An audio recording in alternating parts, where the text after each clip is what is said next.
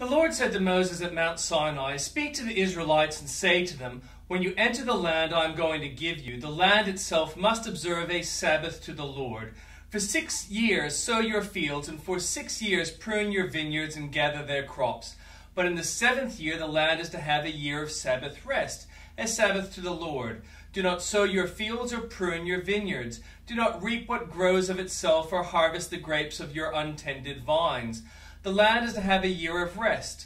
Whatever the land yields during the Sabbath year will be food for you, for yourself, your male and female servants, and the hired worker and temporary resident who live among you, as well as for your livestock and the wild animals in your land. Whatever the land produces may be eaten. Count off 7 Sabbath years, 7 times 7 years, so that the 7 Sabbath years amount to a period of 49 years. Then have the trumpet sounded everywhere on the 10th day of the 7th month. On the Day of Atonement, sound the trumpet throughout your land. Consecrate the 50th year and proclaim liberty throughout the land to all its inhabitants. It shall be a jubilee for you. Each of you is to return to your family property and to your own clan. The 50th year shall be a jubilee for you. Do not sow and do not reap what grows of itself or harvest the untended vines. For it is a jubilee, and it is to be holy for you. Eat only what is taken directly from the fields. In this year of jubilee, everyone is to return to their own property. If you sell land to any of your own people or buy land from them, do not take advantage of each other. You are to buy from your own people on the basis of the number of years since the jubilee, and they are to sell to you on the basis of the number of years left for harvesting crops. When the years are many, you are to increase the price, and when the years are few, you are to decrease the price, because what is really being sold to you is the number of crops. Do not take advantage of each other, but fear your God. I am the Lord your God. Follow my decrees and be careful to obey my laws, and you will live safely in the land. Then the land will yield its fruit, and you will eat your fill and live there in safety. You may ask, what will we eat in the 7th year if we do not plant or harvest our crops? I will send you such a blessing in the 6th year that the land will yield enough for the 3 years. While you plant during the 8th year, you will eat from the old crop and will continue to eat from it until the harvest of the 9th year comes in. The land must not be sold permanently, because the land is mine, and you reside in my land as foreigners and strangers. Throughout the land that you hold as possession, you must provide the redemption of the land. If one of your fellow Israelites becomes poor and sells some of their property, their nearest relatives to come and redeem what they have sold. If, however, there is no one to redeem it for them, but later on they prosper and acquire sufficient means to redeem it themselves, they are to determine the value of their year since they sold it and refund the balance for the one to whom they sold it. They can then go back to their own property. But if they do not acquire the means to repay, what was sold will remain in the possession of the buyer until the year of Jubilee. It will be returned in the Jubilee, and they can go back to their property. Anyone who sells a house in a walled city retains the right of redemption a year after its sale. During that time, the seller may redeem it. If not redeemed before a full year has passed, the house in the walled city shall belong permanently to the buyer and the buyer's descendants. It is not to be returned in the Jubilee, but houses in villages without walls around them are to be considered as belonging to the open country. They can be redeemed, and they are to be returned in the Jubilee. The Levites always have the right to redeem their houses in the Levitical towns which they possess. So the property of the Levites is redeemable, that is, a house sold in any town they hold, and is to be returned in the Jubilee, because the houses in the towns of the Levites are their property among the Israelites. But the pasture land belonging to their towns must not be sold. It is their permanent possession.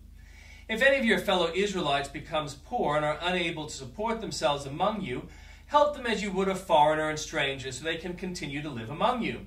Do not take interest or any profit from them, but fear your God, so that they may continue and live among you. You must not lend them money at interest or sell them food at a profit. I am the Lord your God, who brought you out of Egypt to give you the land of Canaan and to be your God. If any of your fellow Israelites becomes poor and sell themselves to you, do not make them work as slaves. They are to be treated as hired workers or temporary residents among you.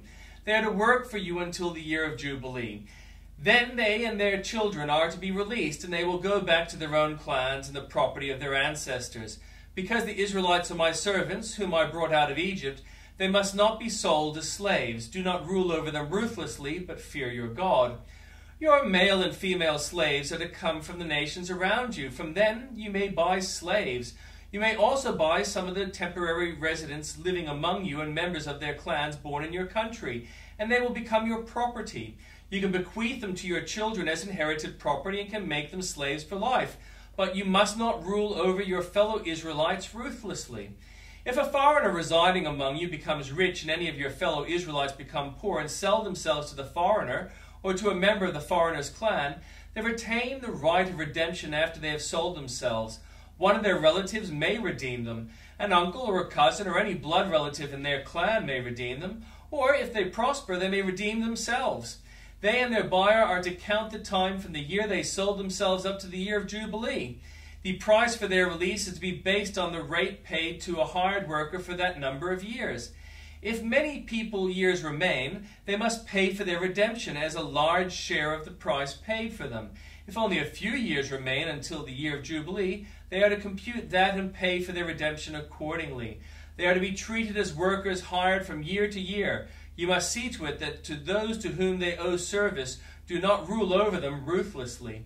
Even if someone is not redeemed in any of these ways, they and their children are to be released in the year of Jubilee, for the Israelites belong to me as servants. They are my servants, whom I brought out of Egypt. I am the Lord your God. And the New Testament. Just then, a man in their synagogue who was possessed by an impure spirit cried out, "What do you want with us, Jesus of Nazareth? Have you come to destroy us? I know who you are, the Holy One of God."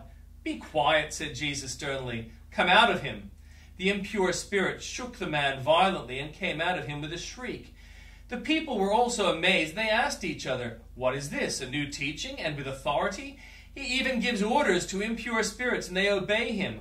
News about him spread quickly over the whole region of Galilee. As soon as they left the synagogue, they went with James and John to the home of Simon and Andrew. Simon's mother-in-law was in bed with a fever, and they immediately told Jesus about her. So he went to her, took her hands, and helped her up. The fever left her, and she began to wait on them. That evening, after sunset, the people brought Jesus all the sick and demon-possessed. The whole town gathered at the door, and Jesus healed many who had various diseases. He also drove out many demons, but he would not let the demons speak because they knew who he was. Very early in the morning, while it was still dark, Jesus got up and left the house and went off to a solitary place, where he prayed. Simon and his companions went to look for him, and when they found him, they exclaimed, "Everyone is looking for you." Jesus replied, "Let us go somewhere else, to the nearby villages, so I can preach there also. That is why I have come." So he traveled through Galilee, preaching in their synagogues and driving out demons. A man with leprosy came to him and begged him on his knees, "If you are willing, you can make me clean." Jesus was indignant. He reached out his hand and touched the man. "I am willing," he said, "be clean." Immediately the leprosy left him and he was cleansed. Jesus sent him away at once with a strong warning. "See that you don't tell this to anyone, but go show yourself to the priest and offer the sacrifices that Moses commanded for your cleansing as a testimony to them." Instead, he went out and began to talk freely, spreading the news. As a result, Jesus could no longer enter a town openly, but stayed outside in lonely places. Yet the people still came to him from everywhere.